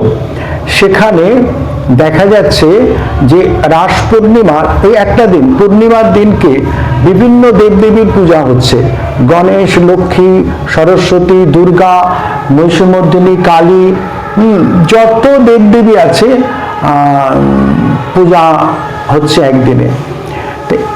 এইটা আমার কাছে মনে হয়, যদি আমরা শাস্ত্রসম্মতভাবে দেখি, এটা সম্পূর্ণ চাপিয়ে দেওয়া। কারণ চাপিয়ে দেওয়া এই জন্য, দেখো তুমি যদি মনে করো যে বাড়িতে কালী পুজো দেবে, তুমি হুট করে কালকেই কালী পুজো দিতে পারো না, তার একটা নির্দিষ্ট দিন আছে। তুমি যদি মনে করো যে আমি কালকেই দুর্গা পুজো বাড়িতে করাতে পারো না। তাহলে প্রত্যেকটি দেব দেবীর, গণেশ পূজা করতে গেলে তার একটা দিন আছে, কালী পূজা করতে গেলে তার একটা নির্দিষ্ট দিন আছে, দুর্গা পুজোর নির্দিষ্ট দিন আছে। আর দুর্গা পুজো একদিনে হয় না, মিনিমাম 4 দিন লাগে। তাহলে প্রত্যেকটি দেব দেবীকে পূজা করবার জন্য তার একটা নির্দিষ্ট দিন আছে। আর এখানে নবদ্বীপে দেখছি একদিনের মধ্যে সব দেব দেবীকে পূজা করা হচ্ছে, আবার একদিনের মধ্যে তারপরের দিনকে ভাষণ দেওয়া হচ্ছে। এটা একটা, আমার যেটুকু মনে হয়, এটা বৈষ্ণব ধর্মকে অবদমিত করবার জন্য রাস পূর্ণিমা। কিন্তু বিষয়টা হচ্ছে তাই জন্য রাস পূর্ণিমা অবশ্যই আনন্দে, সারা নবদ্বীপবাসী যেমন আনন্দে লিপ্ত হয়, তার সঙ্গে বাইরে থেকে, বাংলার বিভিন্ন প্রান্ত থেকে অগণিত মানুষ আসেন তারা, কারণ এ তো পরপর চলে। জগদ্ধাত্রী পুজো, তার আগে কালী পুজো যায়, তারপরে জগদ্ধাত্রী পুজো, তারপরে রাস পূর্ণিমা, আর তারপরে কার্তিক পুজো। এই একটা মানে ফেস্টিভ্যাল, মানে উৎসবের একটা আবহাওয়া তৈরি থাকে ওখানে। তারপরে শান্তিপুরের ভাঙাবাস আছে। কিন্তু যেটা কম্পেয়ারি বিষয় সেটা হচ্ছে যে দোল পূর্ণিমার দিন নবদ্বীপের বৈশিষ্ট্য হচ্ছে যেহেতু মহাপ্রভুর জন্মদিন দোল পূর্ণিমার দিনকে, সেই জন্য ওটার যে একটা পরিবেশ থাকে, তার মানে আমি এটাকে কোনোভাবে কাউকে ছোট বা বড় এসব করতে চাইছি না। কিন্তু বিষয়টা কি যে দুটোই ভগবানের লীলা, রাসটাও লীলা, দোলটাও লীলা। আর নবদ্বীপের ক্ষেত্রে এই দুটো অনুষ্ঠানই হয়। দেখা যাচ্ছে যে দোল পূর্ণিমায় খোল করতালের আর ভক্তদের জয় রাধে জয় গৌরী ধ্বনিতে মুখরিত হয় নবদ্বীপের আকাশ বাতাস। আর রাস পূর্ণিমায় ওই ডাং আর ওই কেশিওর হিন্দি গানে মুখরিত হয় নবদ্বীপ।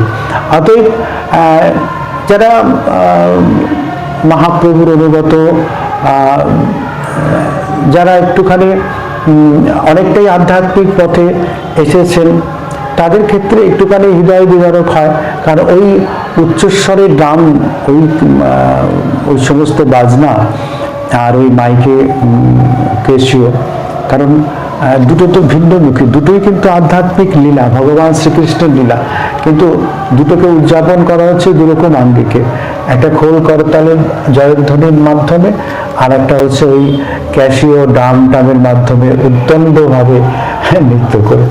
দেখ, এগুলোর ক্ষেত্রে একটুখানি আমাদের কাছে একটুখানি মনে হয় যে কোথায় যেন একটা সাংস্কৃতিক দিক দিয়ে একটা ফারাক থেকে যাচ্ছে। রাসলীলা অপ্রাকৃত, কারণ রাসলীলাটা হচ্ছে ভগবানের একটা শ্রেষ্ঠ লীলা। শ্রীমদ্ ভাগবতে বর্ণিত করছেন, এক রাত্রির মধ্যে 4000 যুগকে অতিবাহিত করেছেন ভগবান শ্রীকৃষ্ণ। তা এখানে ব্রহ্মরাত্রি পাবিত্র বাসুদেবা অনুমোদিত, এক রাত্রির মধ্যে 4000 যুগ পার করে দিলেন।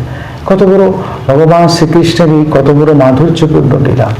তা সেই লীলাকে কেন্দ্র করে নিশ্চয়ই দেবদেবীর পূজা হচ্ছে, কিন্তু তার সঙ্গে এই যে বিষয়গুলো আরো আনুষঙ্গিক আছে, যেটা নবদ্বীপবাসী হয়ে আমার বলাটা ঠিক হবে না। হ্যাঁ, তা এটা সম্পূর্ণ ভিন্ন স্বাদ চলে আসে।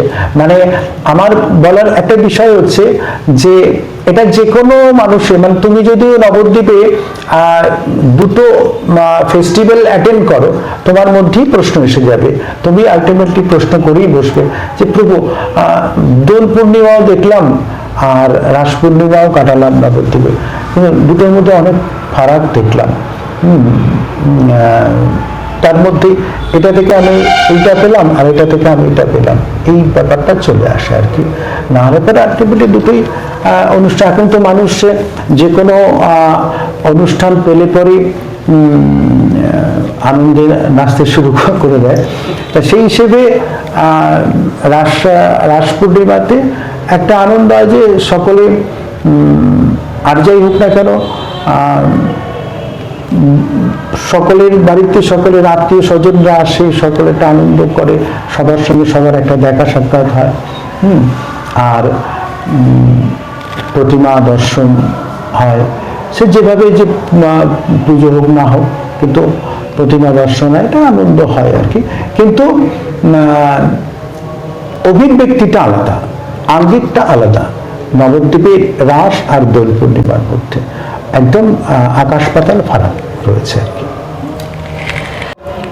প্রভুজির সাথে যতই কথা বলবো, ওনার থেকে যতই শুনবো, মনে হবে যে আরো শুনেই যায়, আর উনি যাতে বলেই যাক এত সুন্দর কিছু কথা, এত সুন্দর কিছু অভিজ্ঞতা, যেটা আজকে আমরা এখানে বসে অনুভব করতে পারছি, সত্যি অতুলনীয়। একটা শেষ প্রশ্ন দিয়ে আজকের এই পডকাস্টটা শেষ করব, সেটা হচ্ছে ভক্তি কিভাবে মানুষের মধ্যে একটি প্রেম বা বন্ধুত্ব বা একটা স্নিগ্ধতার উন্মোচন করে, এটাতে যদি একটু আলোকপাত করেন। দেখো, তুমি যে বিষয়টা তুললে, এই বিষয়টা একটা বিশাল একটা সমুদ্র। এই ভক্তি শব্দটা, কারণ ভগবানকে পাওয়ার একটা মাত্র রাস্তা হচ্ছে ভক্তি, কারণ এই ভক্তি ভক্তকে প্রেম রাজ্যে পৌঁছে দেয়। প্রেম না থাকলে ভগবান কখনোই গ্রাহ্য হন না। ভগবান বলছেন অহং ভক্ত পরাধীনম ভক্তিরেবৈনং প্রাপয়তি ভক্তিরেবৈনং দর্শয়তি ভক্তিরেবৈনং ভক্তি বর্ষ পুরুষ। অর্থাৎ ভক্তির দ্বারা ভগবানকে পাওয়া যায়। ভক্তি এমন একটা বিষয়, যে বিষয়টাকে শুধু অনুভব করা যায়, ভক্তির রসামৃত সিন্ধু গ্রন্থে শ্রীমৎ রূপ গোস্বামীচরণ ভক্তির সংজ্ঞা দিয়েছেন, যে ভক্তি কাকে বলে। এই ভক্তির সংজ্ঞা দিতে গিয়ে তিনি বললেন, অন্নাভিলাষিতা শূন্যম জ্ঞান কর্মাদনাবৃতম আনুকূল্যেন কৃষ্ণানুশীলনম ইতি ভক্তির উত্তমা। এটা হচ্ছে ভক্তির ডেফিনেশন। আর এই ভক্তি তোমাকে প্রেম রাজ্যে নিয়ে যাবে। প্রেম ছাড়া, দেখো একটা জিনিস দেখে নাও, ভগবান আছেন, ভগবান তোমার কাছে আসতে পারেন, কিন্তু ভগবান আছেন তার মানে এই নয় যে প্রেম আছে। কিন্তু প্রেম আছে ভগবান নেই এমন উদাহরণ কোনো জায়গায় দেখাতে পারবে না। তুমি দেখো, কংস রয়েছেন, কৃষ্ণ রয়েছেন, প্রেম আছে? প্রেম নেই। ভগবান সাক্ষাৎ রয়েছেন, আবার কংস রয়েছেন, প্রভু রামচন্দ্র রয়েছেন, রাবণ রয়েছেন, তাদের সেখানে কি প্রেম আছে? তাহলে ভগবান এসছেন কিন্তু প্রেম আসেনি। কারণ রাবণ ভাবছে কখন রামকে মারবেন, রামচন্দ্র ভাবছেন কখন রাবণকে আমি বধ করব। তাহলে সাক্ষাৎ ভগবান এসছেন কিন্তু প্রেম আসেনি। কিন্তু এমন কোনো উদাহরণ দেখাতে পারবে না যে প্রেম এসে গেছে অথচ ভগবান আসেননি। কারণ ভগবান নিজে প্রমাণ করে দিয়েছেন তার লীলার মাধ্যমে।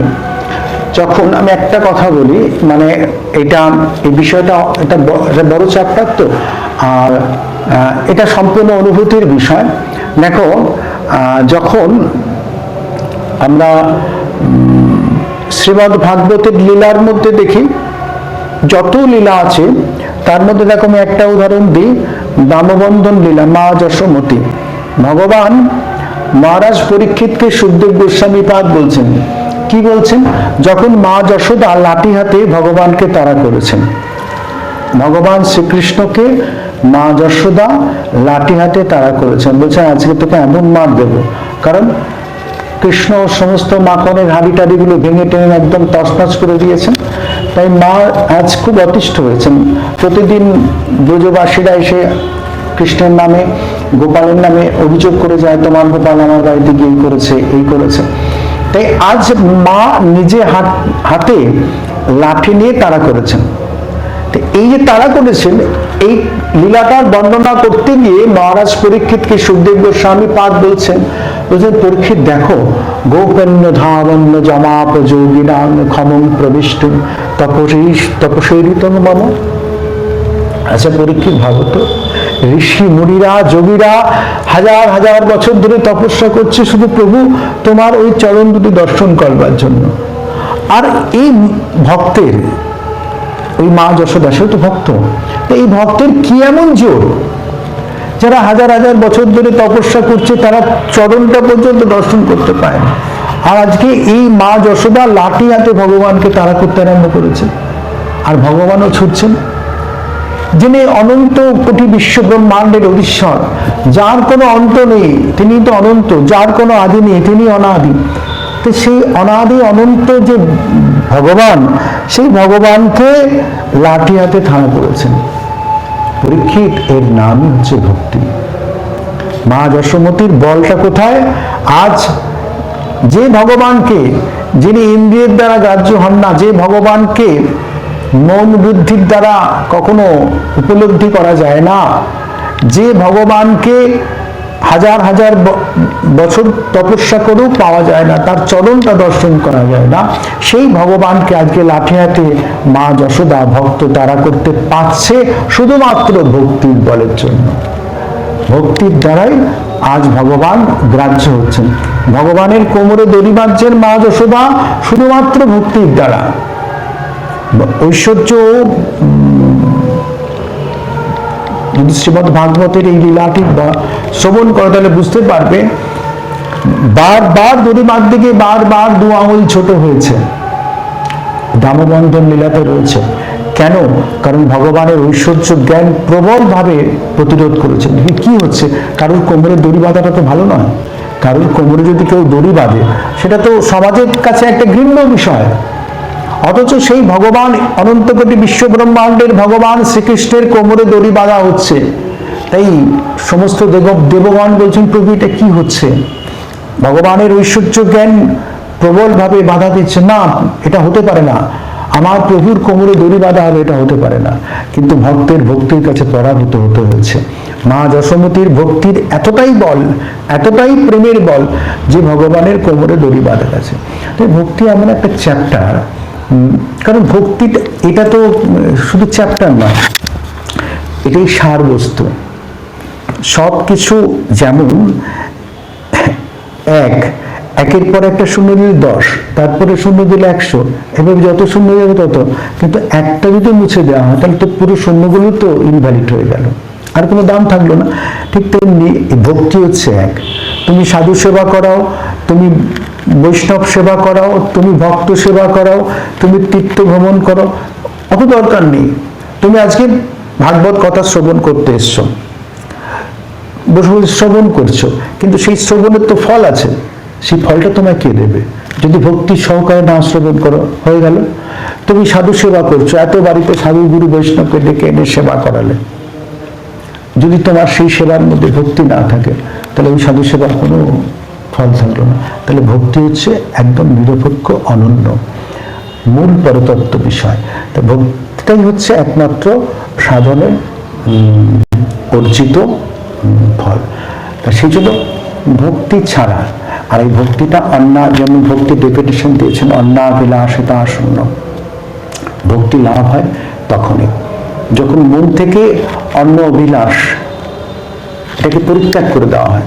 অন্য অভিলাষ মানে আমি কর্ম করব, ওনার কর্ম দোকানে বসে দোকানদারি করা, নিশ্চয়ই তুমি কর্ম করছো, তোমাকে বিভিন্ন জায়গায় যেতে হচ্ছে, বিভিন্ন কাজ করতে হচ্ছে, কিন্তু যে কর্মটার মধ্যে যে চিন্তা, যে কর্ম কৃষ্ণকে ভুলিয়ে দেবে, সেই কর্মটা কিন্তু কর্ম না, সেটা অন্য অভিলাষ। কর্ম আমি কর্ম করতেই পারি, আমার কর্ম, কিন্তু যে সময়টা থাকলো আমি বৃন্দাবনে যাচ্ছি, ভালো কথা, আমি ঘর থেকে বৃন্দাবনে বেরোলাম, টোটোতে করে উঠলাম, উঠে স্টেশনে গেলাম, স্টেশনে গিয়ে ট্রেনে উঠলাম, যাচ্ছি কোথায় না আমি বৃন্দাবনে। তাহলে টোটোতে ওঠা মাত্রই শুরু করলাম, আপনার বাড়ি কোথায়? এখানে। আপনি কি করেন? ট্রেনে উঠে যত অখাদ্য খেলাম, খেতে খেতে লোকের পরনিন্দা পরচর্চা করতে করতে গেলাম, তো এই যাচ্ছি বৃন্দাবনে, এর নাম হচ্ছে অন্নবিলাসিতা। অর্থাৎ যে চিন্তা আমাকে কৃষ্ণ কথা মনে করিয়ে দেবে না, যে কর্ম আমাকে কৃষ্ণ ভুলিয়ে দেবে, সেই কর্ম নয়। এই অন্য অভিলাষটাকে একদম পুরো বাদ দেওয়ার কথা ভক্তির লক্ষণে বলেছেন। কারণ ভক্তিটা হচ্ছে মূল পরতত্ত্ব বিষয়। ভক্তি ছাড়া ভগবানকে লাভ করা কোনোভাবেই সম্ভব নয়, আর কোনো মাধ্যম নেই। কারণ এগুলো তো একদম সেকেন্ডের মাথায়। যদি কেউ মনে করে আমি বিশাল করে বাড়িতে ভাগবত পাঠ সপ্তাহ দিলাম, প্রচুর সাধু বৈষ্ণবকে ডেকে, ভক্তদের ডেকে এনে খরচ করে প্রসাদ পাওয়ালাম, বিশাল আয়োজন করলাম, জাঁকজমক করলাম, কীর্তন দিলাম, তো এই যে 10-12 দিন ধরে আমি করলাম, এক সেকেন্ডের মধ্যে বিষয়গুলো সম্পূর্ণ নষ্ট হয়ে যাবে, এক সেকেন্ডের মধ্যে।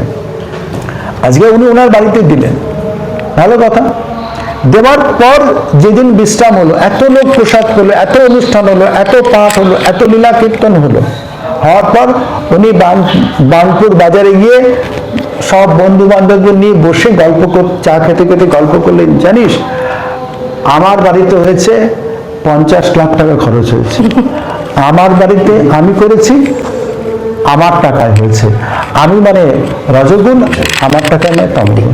তাহলে সদ্গুণটা চলে গেল, তমগুণ রজগুণ চলে গেল, 1 সেকেন্ডের সময় লাগলো। যাই হোক, যে বিষয়টা তুমি বললে অবশ্যই খুব ভালো লাগলো, ভক্তির বিষয়টা নিয়ে বিশ্রাম দিচ্ছ, কিন্তু ভক্তিটা একটা বিশাল চ্যাপ্টার। কারণ ভক্তি এমন একটা জিনিস, এটাই তো খুঁজে বেড়াচ্ছে আজ সারা বিশ্বের আপামর মানুষ, তারা এই বিষয়টাকে খুঁজছে যে ভক্তিটা কেমন করে অর্জন করা যাবে। কারণ এমন একটা মানে সেন্সিটিভ বিষয় ভক্তি। আমরা যদি রামানন্দ রায়ের সঙ্গে মহাপ্রভুর গোদাবরী তীরে ওই কথোপকথন সাধ্য সাধন তত্ত্ব নিরূপণে, সেখানেও এই প্রসঙ্গ এসছে। এবং শ্রীমৎ সব থেকে বড় কথা হচ্ছে, তুমি চৈতন্য চরিতামৃত, চৈতন্য ভাগবত, শ্রীমৎ ভাগবত, গীতা, যত গ্রন্থ তুমি দেখছো সমস্ত গ্রন্থের প্রতিপাদ্য বিষয়, সিদ্ধান্তের বিষয়টা হচ্ছে ভক্তি। কেমন করে ভক্তি লাভ হবে এবং এই ভক্তির দ্বারা আমরা কেমন করে ভগবত চরণ প্রাপ্তি হবে, এটা অত্যন্ত গুরুত্বপূর্ণ একটা বিষয়। এবং এই বিষয়টাকে নিয়ে যেমন প্রথমে বললাম অন্নাভিলাষিতা আসন্ন, জ্ঞান এবং কর্ম, জ্ঞান ও কর্মাদ্যনাভূতম, জ্ঞান কর্মের আবরণ থেকে মুক্ত। জ্ঞান আর কর্ম, এই ভক্তির সঙ্গে যদি জ্ঞান আর কর্ম যদি থাকে তাহলে কিন্তু অসুবিধা। কারণ ভক্তি, জ্ঞান প্রয়োজন আছে, কর্মেরও প্রয়োজন আছে। এর সঙ্গে তুলনা করেছে নারকল তো আমরা খাই, নারকলের ওপরের অংশটা কি ছোবড়া, তাই তো, ওটাকে ছাড়ানো হয়, ভেতরে থাকে কি মালাই, কঠিন অংশ।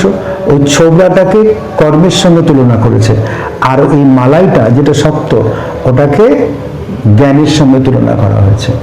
তারপরে রয়েছে কিন্তু ওই একদম নরম নারকেল ফলটা রয়েছে। তাহলে ভক্তিটা কোথায় আছে? একদম ভেতরে। যার জন্য ভগবান শ্রীকৃষ্ণ গীতার 18টা অধ্যায়ের মধ্যে প্রথমেই কিন্তু ভক্তি যোগের কথা বলেননি, ভক্তিটা লুকিয়ে রেখে দিয়েছেন। প্রথম 6টা আর লাস্টের 6টা, মাঝখানের ভক্তি যোগের কথা বলেছেন। ভক্তি একটা ইম্পর্টেন্ট চ্যাপ্টার। এবং ভক্তি লাভের উপায় এইটাই প্রশ্ন করেছেন আচার্য পাদগণ। ভক্তি কেমন করে লাভ হবে, ভক্তি লাভ করার মাধ্যমটা কি, এটা বারবার সমস্ত গ্রন্থের প্রতিপাদ্য বিষয় হিসেবে এসছে। অর্থাৎ ভক্তির প্রসঙ্গটা নিয়ে আরো বিশদভাবে বসে কালচার করাটা আরো মানে মানুষের কাছে যত বেশি করে এই বিষয়গুলো পৌঁছে যাবে, ভক্তি এবং প্রেমের বিষয়গুলো, তত বেশি করে মানুষের মনের মধ্যে, কারণ প্রেমের ভক্তি, শ্রদ্ধা, প্রেম এগুলো তো আস্তে আস্তে প্রায় লুপ্ত। ভগবানের কথা তো বাদ দাও, ভগবত চিন্তার কথা বাদ দাও, এমনি মানুষের মধ্যে মানুষের যে প্রেম বা ভক্তির এই ব্যাপারটা নেই। আমরা সত্যি কথা বলতে আমরা আমাদের মাস্টারমশাই, স্কুল বা কলেজের শিক্ষকদেরকে আমরা স্যার বলেই ডেকে এসেছি, শিক্ষক বলে প্রণাম করে এসেছি। এখন আমাদের ছেলেমেয়েরা তাদের শিক্ষককে দাদা বলে সম্বোধন করে, এটা তো আমরা কোনোদিন শুনিনি, আমরা মাস্টারমশাই বলেই জেনে এসেছি। তা এটা পরিবর্তন, তাহলে সেই জায়গাগুলো থাকবে সম্মান। মাস্টারমশাই বসে আছেন, ছাত্র মাস্টারমশাইকে 15 মিনিট 20 মিনিট ধরে বসিয়ে রেখেছেন, তারপরে ছাত্র আসছে। আগে আমরা জানতাম আমরা বসে থাকবো, মাস্টারমশাই আসবে, তেমন ব্যাপারটা। তাহলে তার মানে কি প্রেম ভক্তির একটা অভাব চলে এসছে না? এটা প্রয়োজন, এটাকে এই বিষয়টার উপর, এই টপিকটার উপর ভীষণ গুরুত্ব সহকারে আলোচনা করাটা প্রয়োজন আছে, তাতে আরো মানুষের মনের মধ্যে একটা চেতনার জাগরণ ঘটবে। ধন্যবাদ প্রভুজিকে এতটা ওনার এই মূল্যবান সময় থেকে আমাদেরকে এতটা সময় দেওয়ার জন্য, এত বিষয় আলোকপাত করার জন্য। নিশ্চয়ই আবার সুযোগ পেলে এই যে ভক্তির বিষয়টা, এই যে একটা প্রভুজি বললেন যে এটা একটা complete different, altogether different chapter, এই বিষয়ে আবার মানে প্রভুজি যদি আমাদেরকে আবার সময় দেন, গৌনিতায় যদি আশীর্বাদ করেন, নিশ্চয়ই আবার সেই সুযোগ আমরা পাবো, ওনার সাথে আবার একটা আলোচনায় বসবো, আরও এই ভক্তির বিষয়ে আরও জানবো। ধন্যবাদ প্রভুজি আমার এই পডকাস্টে আসার জন্য, ধন্যবাদ এতটা সময় দেওয়ার জন্য এবং এতটা জ্ঞান প্রদান করার জন্য। ভালো থাকবে। মিডিয়া এমন একটা, মিডিয়া মানে তো মাধ্যম, এটা মাধ্যম মানে বার্তা বা তরঙ্গকে পৌঁছে দেওয়া, যে কোনো বিষয়কে একটা প্রান্ত থেকে আর একটা প্রান্ত, বা একটা মানুষের থেকে আর একটা মানুষের কাছে, বা বিভিন্ন ইনফরমেশন মানে জ্ঞাতকরণ তাকে জানিয়ে দেওয়া। এটাকে একটা জিনিস মাথায় রাখা উচিত, সেটা হচ্ছে ভুল তথ্য পরিবেশন করাটা উচিত নয়। ভুল তথ্য পরিবেশন করলে পরে মানুষের ক্ষতি হয়ে যায়, মানুষকে বিভ্রান্তি করে দেওয়া হয়। তা আজ এই যে মিডিয়ার যে বিভিন্ন চ্যানেল, বিভিন্ন রিপোর্টার, তারা মানে সস্তায় নিজের প্রচার পাওয়ার জন্য যদি ভুল তথ্য পরিবেশন করে দেওয়া হয়, তাহলে কি হয়, সেটা সাময়িক হয়তো কিছুটা নিজের উত্থান হয়, কিন্তু পরবর্তী তার পরিস্থিতিটা কিন্তু ভয়ানক হয়ে যায়। কারণ সে আলটিমেটলি একটা পাপ করলো, সে একটা অপরাধ করলো, তা সে অপরাধ তাকে পাপের শাস্তি নিতে হবে, সে পরিণত। অতএব মানুষকে সত্যি বিষয়টা, কারণ মিডিয়ার কাজ হচ্ছে, যে কোনো সাংবাদিক বন্ধুর কাজ, যে কোনো চ্যানেলের কাজ হচ্ছে মানুষকে তাদের সুস্থভাবে সমাজে বসবাস করার জন্য তাদেরকে সঠিক তথ্যগুলো পরিবেশন করা, সেই দিকটা অবশ্যই মনে রাখতে হবে। কারণ এর জন্য কোনো কম্প্রোমাইজ করা উচিত নয়। ভগবান আজকে হয়তো এমন দেখা গেছে, তুমি মানে আমার মেয়ের যা বয়স তোমারও তাই বয়স, অতএব তুমি আমার মেয়ে বলেই আমি তোমাকে বলছি। কারণ হচ্ছে যে বিষয়টা, যে আমি যদি হয়তো আমার বসের কাছ থেকে বা আমি এই চ্যানেলের কাছ থেকে হয়তো কোনো লোভ পরে বশীভূত হয়ে, কোনো লোভের বশে পড়ে আমি একটা ভুল তথ্য মানুষকে দিলাম, কিন্তু কি হবে, এতে তুমি ঈশ্বরের কাছে অপরাধী হয়ে গেলে, মানুষের কাছে অপরাধী হয়ে গেলে, এবং তুমি এটা পাপ করলে। কিন্তু যদি তুমি সেই ভুল তথ্যটা কারোর সঙ্গে কম্প্রোমাইজ না করে, না আমি মানুষকে ঠকাতে পারবো না, মানুষকে ভুল তথ্য পরিবেশন করতে পারবো না, তার জন্য যদি আমার চাকরি ছাড়তে থাকবো, তার জন্য আমি কোনো কম্প্রোমাইজ করবো না। প্রভু দেখলেন তুমি যে কত বড় একটা ন্যায় কর্ম করলে, তার জন্য তোমাকে প্রভু দেখবে ওর থেকে 1000 গুণ ভালো একটা জায়গায় ঢুকিয়ে দেবে। অতএব মানে কোনো অন্যায়ের সঙ্গে কোনো কম্প্রোমাইজ নয়।